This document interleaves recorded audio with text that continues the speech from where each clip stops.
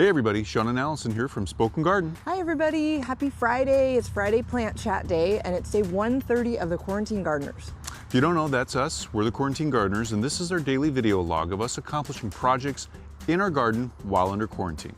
And we're so thankful you're here today, you guys. And if you've been here watching along with us for a while, we really thank you for that.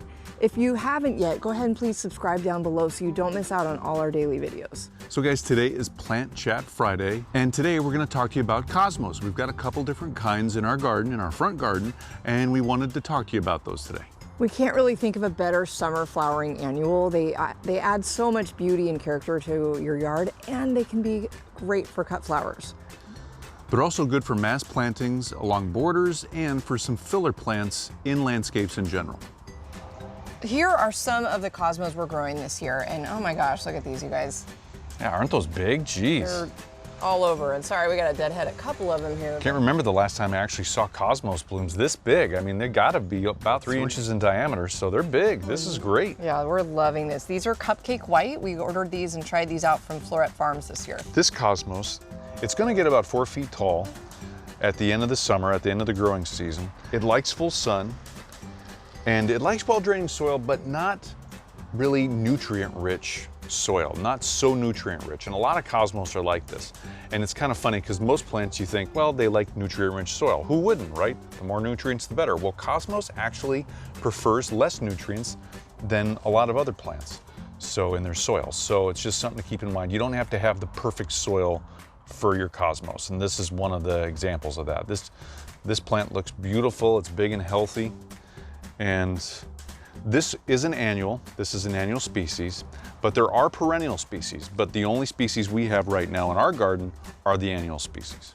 Yeah, we've been super excited with this year. We're definitely gonna try to maybe save some seeds for next year and grow these again. I mean, we really should be cutting these probably, but they're just so beautiful. We haven't been able to do that yet. As Allison said, we are going to collect the seeds for next year to sow for next year.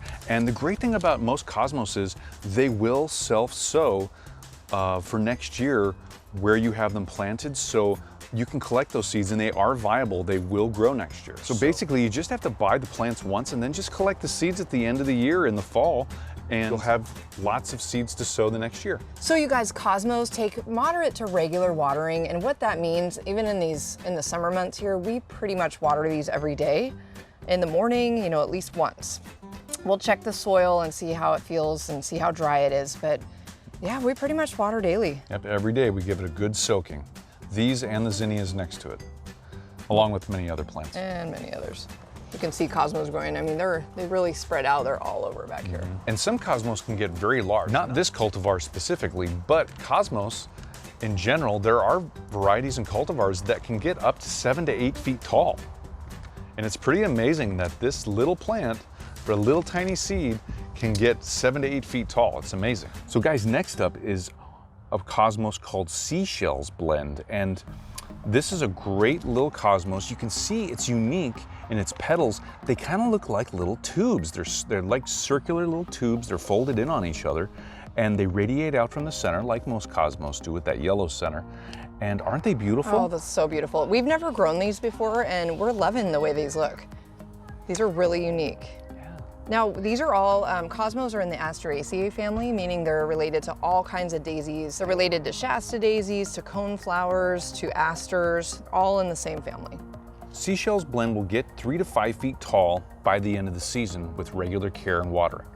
And so as you can see, this one's got a little bit different form. It's kind of coming out from the side, but it'll still keep growing over the summer and into the fall and flowering too, and it's just gonna be beautiful. The previous cosmos, Cupcake White, and this cosmos, Seashells Blend, are both part of the same species, Cosmos bipinnatus. And so they're the same species, but they're different cultivars. And so that's something to be aware of when you're looking for these.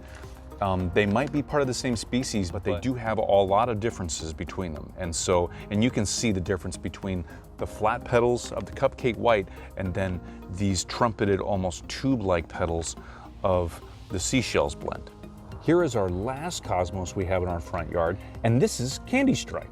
And you can see it lives up to its name. It's got that yellow center with the white radiating petals out from the center. And then it's got that stripe of pink on all the tips of those petals. Isn't that beautiful? Isn't that beautiful? We just love these. These are new seeds. Now, both Candy Stripe and the Seashells Blend, we're trying out from botanical interests this year. So we will definitely be regrowing these in the future. Like Sean mentioned, a lot of these are kind of stretching and kind of have some goofy shapes. And that was just, we unfortunately did not get them in the ground fast enough. They were growing in their seedling little containers and they were really stretching. We got them in the ground a little late this year, but you can see they're really healthy. They're nice and green. They're getting bigger, and some of these haven't flowered yet, but they're gonna.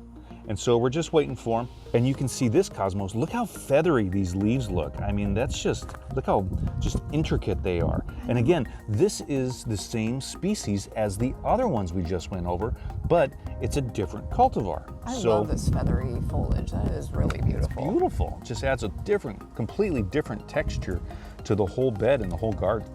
Yeah, we've been in, and like we said, we've enjoyed our white and our pink kind of toned cosmos, but cosmos come in a variety of color. You can find lavender, purple, crimson, orange, yellow, red, any color you can think of, you can find a cosmo. Gorgeous. And they're great for containers. Like Sean said already, they're great for mass plantings, they're great for cut flowers, they're great for borders.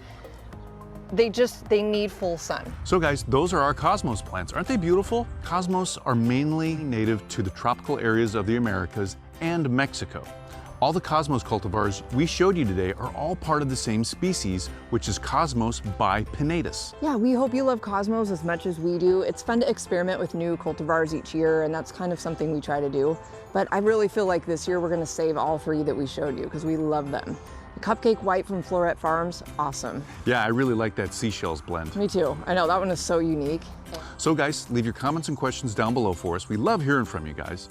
Give us that thumbs up, let us know we're doing a good job, and subscribe to our channel so you get updates on our latest videos. And that's a wrap for today's plant chat, you guys. We'll be back tomorrow with our Garden Tool Saturday. We'll have another new tool to present to you and show you how to use it. So come on back for that and have a great start to your weekend. Have a great day, everybody. Bye, everybody. Bye-bye.